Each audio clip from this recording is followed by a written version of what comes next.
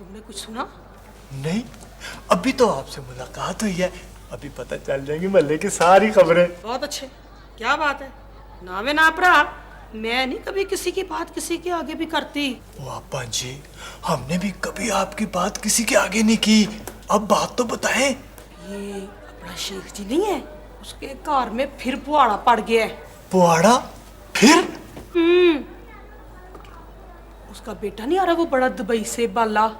हाँ, आज वो पहुंच रहा है शायद अपना इकबाल अहमद बल्बों वाला। तो भरा वो छोटी शेखनी ने तो पूरी पूरी तड़ी लगाई है कि अगर बाला उसकी मंगाई हुई चीजें दुबई से ना लेके आया तो वो उसको और उसके बच्चों को सेंध में से गुजर के ऊपर नहीं जाने देगी। लो, तो फिर वो क्या ऊपर की मंजिल में खिड़की से जाएगा? वो कहती है कि पौड़ी लगा के ऊते से जाए वो। सीढ़ी लगाकर। बड़ा मजेदार नजारा।